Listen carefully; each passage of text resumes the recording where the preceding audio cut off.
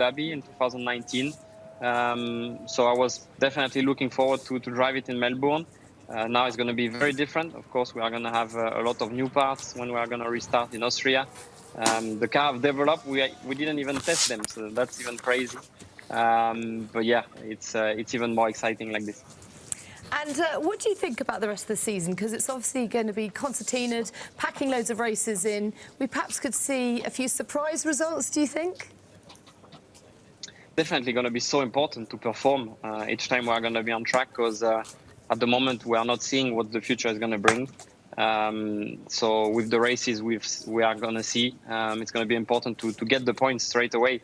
And of course, the one who's going to be the most awake to start with is going to be the one who will perform the best. So definitely for us, it's going to be important the test this week, and then we need to be ready for the first race. But for sure, one race doesn't follow the other, even if it's the same track. So it's going to be very, very exciting, and it's going to be very important to perform well. You mentioned, Esteban, about the fans in Montreal, the French fans that support you, and you feel kind of at home there. In terms of being a Frenchman and that pressure that's added to joining Renault, a French team, what's that like? Well, the pressure's gone, I have to say, since I found an exciting challenge with a great team alongside me. So now I'm very happy to be racing for Renault F1. It's been a long time that we speak to each other. We've missed each other for many years as well. I was the reserve driver of the team in 2016. So yeah, finally we've found an agreement. I'm here for a couple of years. So yeah, the pressure has left me, and now I have to do only my job, which is the most important. Which no doubt you will do very well indeed. We look forward to it. Thank you. Well, thank you. There you go, Esteban Ocon on the show, in his car at the moment. Just imagine he just puts blazing on the tunes now, just to enjoy himself a little bit. But obviously, we go into this race now. The format, it's the same as it has been with the virtual Grand Prix. We have an 18-minute qualification, some brilliant names to introduce to everybody tonight. 50% race, no damage. Driver assists are on, and there are, and it's put in bold for me, the strict track limits, which doesn't mean they won't be pushed to the limit, though, does it? No, it doesn't. And yes, penalties galore. Apply that in real life. I tell you one thing that does limit the track limits, or the abusing the track limits, is that wall of champions. Because you're not going through that anytime soon. No, indeed. But in terms of, you mentioned him earlier, Ant Davidson. Yes. Let's have a look at the driver lineup. Oh, yes, he's driving again tonight, isn't he? Good stuff. Because this is quite exciting, because we have some content creators from the world of the sim racing and the F1 game by Codemasters. Arava joins us there. Arava, I'm excited about that. Simon Neil, Biffy Clyro, vocalist. Now, he's been getting a bit of help from a few people. He has indeed. So the deal was, quid pro quo, he would give Danny Kvyat some guitar lessons in exchange for racing tips. So that's what they've been doing. I tell you what, I'd love to learn from both of them on both that skill set. So, you know, yeah, keep an eye on him. Indeed. Pierre Gasly there, the AlphaTauri F1 driver, made his debut last week in Baku, finished P12. And then we move on, there's Ant Davidson, as you can see there, driving for Mercedes. Interesting enough, you've got Guan Yu Zhou, who is back. He won back in Bahrain, and obviously going to be pushing George. Talk through those moments or areas to look forward to in this very exciting Canada circuit. Yeah, absolutely. Well, the Canadian circuit is a series of straights and chicanes. It's on a man-made island, the Notre Dame Island, in the middle of the St. Lawrence River. So it's unique in that respect. You're going to have to get a boat to work. It's 70 laps of a 4.361 kilometre circuit. It's a high-speed track, lots of overtaking opportunities. Cars need to be able to ride the curbs and not lose time through those chicanes. And much like Monaco, it has concrete walls that will punish mistakes. So you don't want to be making those mistakes. And the big one, of course, is that wall of champions. And named aptly so because of back in 1999, Damon Hill, Michael Schumacher and Jacques Villeneuve all came a cropper. And in more recent years, Nico Rosberg, Carlos Sainz, Jenson Button, Sebastian Vettel and Kevin Magnussen also have problems at that of the racetrack. Actually, I asked Damon just before we came on air about the Wall of Champions, and he gave me this great quote. He said, "It has no attraction for me. I, on the other hand, was very attracted to it. Much to my relief, I wasn't the only one. It seemed to like Champions rather a lot, but it is very impartial. It will take anyone who does not respect it." So, and it also stops arguments over track limits too, a point I alluded to earlier. Oh, brilliant. Well, as we saw there, Kerry G winning the fastest lap time. That time, though, just to point out to any sim fans out there, is on career mode. So there's been a bit of tinkering with the car to make it go at that speed. However, always up to speed are our commentators for tonight. Alex Jakes, Matt Gallagher. Gentlemen, what's the view like up there in the arena? It's pretty good. It's been pretty good all the way through this fantastic event that we've seen for the last few weeks. And Lee and myself will be down here at the desk. I'll pass it over to you, gentlemen, to take us through qualification. thank you very much indeed. Let's go straight to qualification, already in progress then with George Russell, the driver to beat. There we are. We didn't know that was coming, but it was a fairly good bet. Esteban Gutierrez has been very strong last couple of races as well, always on the podium, and he is there right now. But what a lap from Colette and Joe, both of those drivers racing next to each other at Enstone, at the factory, and they are third and fourth right now with 6 minutes to go of this 18-minute session. I was kind of hoping that George Russell's car would be weighted down, or, you know, have one less wheel or something, just something to slow him down, because he is just unbelievably quick at this game. He's had the training from the Williams esports guys, Javier Guerra, one of the guys that's very much in charge of the esports drivers there. Whatever tips that they've been giving him, he's very much absorbed, digested, and then just can put it on the track. 107.6 is rapid. I'd be very, very surprised if anybody can beat him to pole position. We've got 5 minutes 43 seconds remaining, which means, depending on where they are, half the guys are still in the pits, a few people on outlaps, maybe 2 more attempts from everyone. So a chance to get further up the order, but George Russell with a handy gap, and you'd have to say a bit of a grasp on pole position at the moment. Alex Albon will want to do better than that. He won earlier in the year at the Brazilian racetrack that we went to. Nicholas Latifi has taken part in every single race. He's in 7th position, and Anthony Davidson going very nicely there as we tick into the final 5 minutes of the session. We always like to bring you an interview during this qualifying session, and we've got a corker for you today at the final virtual Grand Prix. Günther Steiner, the Haas team boss, is going to join us now to give us his thoughts. And Günther, good to see you. Thanks for joining us. How have recent weeks been for you as a team principal, trying to get everything prepared for this return to racing, and 8 races in 10 weeks?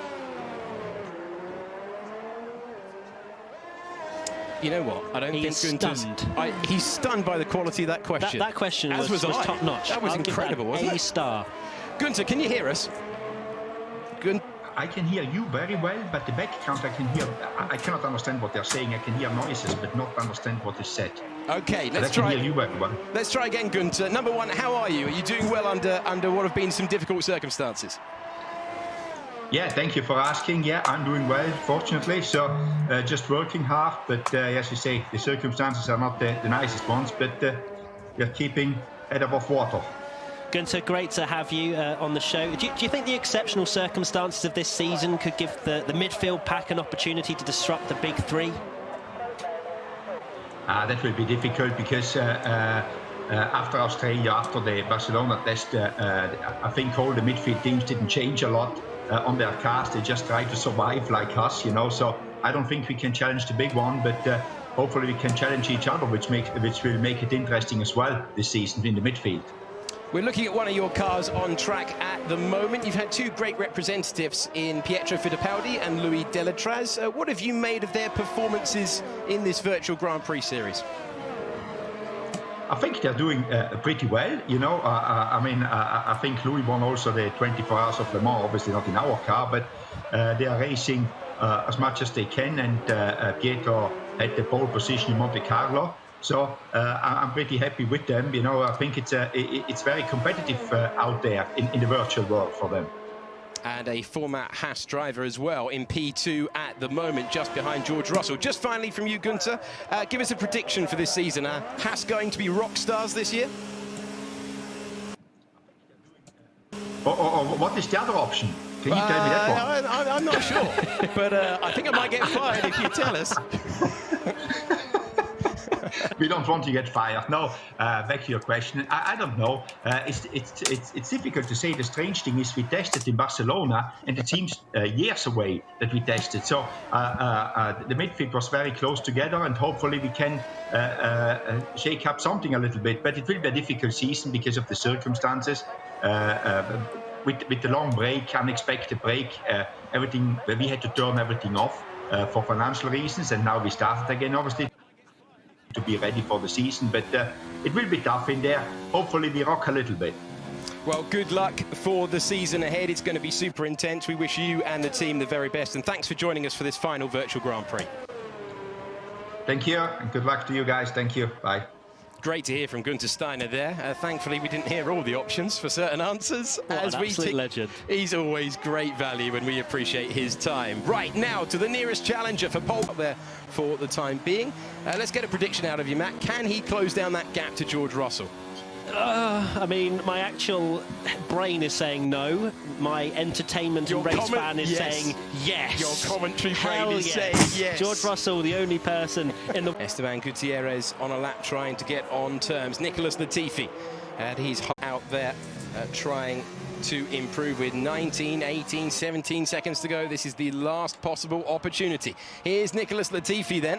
Obviously, the cribs sort of had a look round all the areas. Is he in his bedroom right now? Is that where the rig is set up? This is a sim room that he set up just for lockdown. He's actually moved back to his mum and dad's place in the country, and he moved his trainer in with him as well. So he's got the perfect setup for any racing driver, in fact, any bloke. This is the perfect setup. That makes girls as well. OK, so no wonder he's winning. Right, listen, qualification done. Let's see if he can make it 4 out of 4. Alex Jakes, Matt Gallagher are going to be looking after you.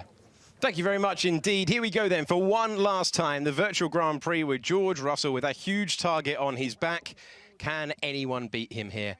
Matt Gallagher. Yes, yes, we're going to have the best race ever. I'm just sad that it's the last one. I'm very excited, obviously, for real life racing. We had a chat in the break about being super enthusiastic. Yeah, no, George Russell's going to be really slow in this race, I feel like. Well, that's the thing. Opening lap, going to be crucial, because that is where you can make the difference. If you're Alex Albon, if you're Nicholas Latifi, that is the opportunity to make a lunge. That hairpin is a great opportunity. We've seen it earlier on, no spoilers for who it was, but late lunges at the hairpin defined the previous race a few minutes ago. I hope I'll be shouting hairpin time at some point for any YouTuber Championship fans out there, but here's the predicted pit stop strategy. 2 stops, you got the softs, then medium. You could go for the medium hards, or there is a third alternate strategy, which is going on the softs, maybe for around 10 laps or so, and then sticking on the hards. So hopefully we'll see a little bit of excitement when it comes to pit stops and varying strategies. We saw it last time out in Baku, so I feel like Alex Albon won't go for the same thing as George Russell, because that's not exciting, and he doesn't really have the pace, it seems. So a half-distance race of 35 laps to test the drivers who are forming up on the front row now.